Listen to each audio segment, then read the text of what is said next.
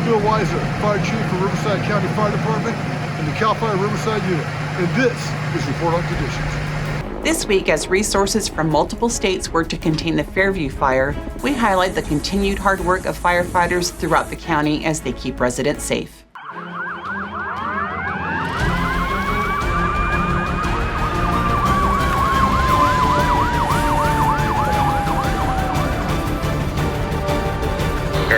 Stand by for report on conditions.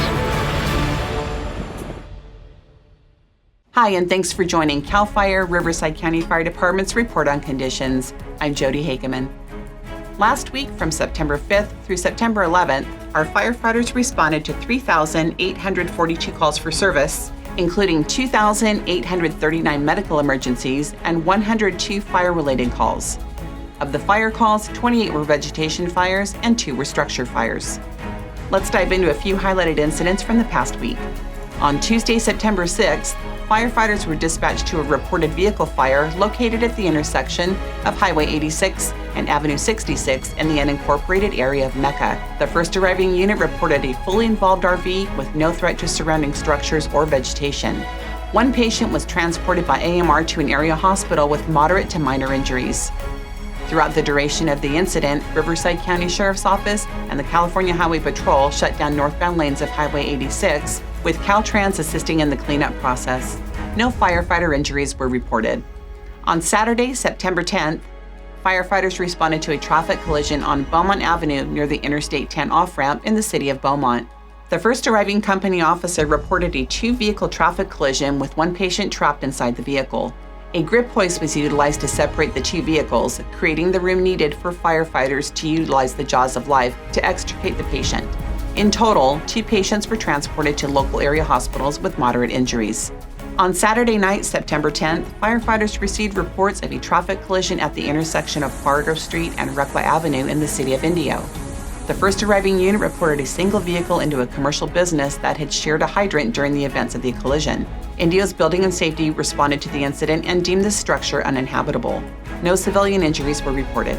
And finally, on Friday afternoon, September 5th, firefighters responded to multiple reports of a vegetation fire near the intersection of Batista Road and Fairview Avenue in the unincorporated area of Val Vista. The first arriving engine reported a well-established fire with an immediate threat to life and property. The fire moved quickly and threatened hundreds of homes as it increased in size, eventually prompting evacuation orders throughout the area. A unified command was quickly initiated, which consisted of CAL FIRE Riverside County Fire Department, Riverside County Sheriff's Office, the U.S. Forest Service, the City of Hammett Fire Department, and the Riverside County All Hazards Type 3 Incident Management Team. With the expansion and complexity of the fire, CAL FIRE Incident Management Team 6 was deployed and transitioned with the County Type 3 team to oversee operational and administrative oversight of the incident. At the airing of this episode, the Fairview Fire has burned 28,307 acres. Unfortunately, during the early stages of the fire, 2 civilian fatalities were reported and 1 civilian was transported to a local area hospital with serious injuries. I got what it takes. I've got what it takes. I've got what it takes.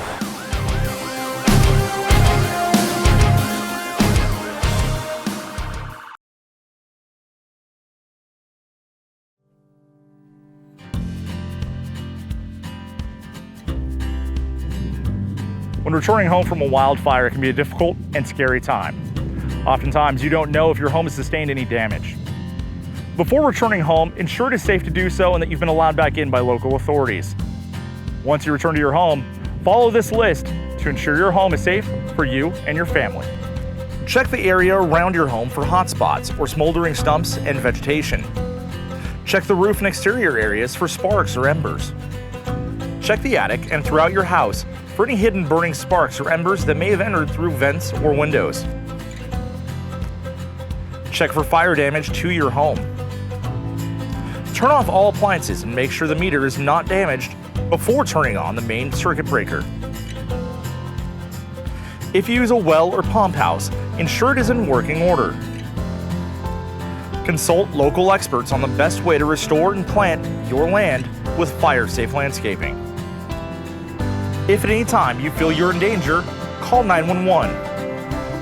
For more information and a checklist to use when returning home, Visit readyforwildfire.org. As the Fairview Fire continues to be contained, our firefighters and cooperating agencies need a temporary home close to the incident.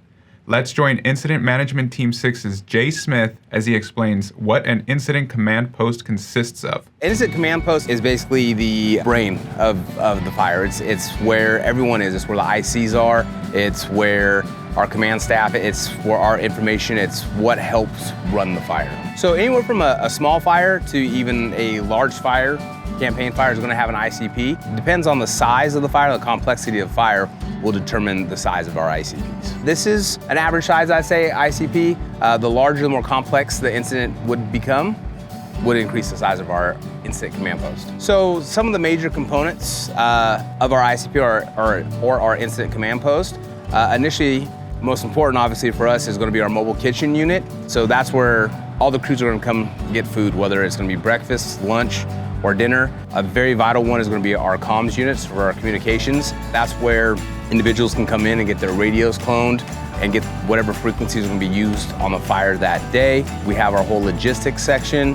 We have our whole IC section. We also have the PIO. The Public Information Officer is part of the command staff. And what we do is we take the information, we make sure that it's factual, we compile it, and then we give it out to the public. It's just basically broken down between the command and general staff.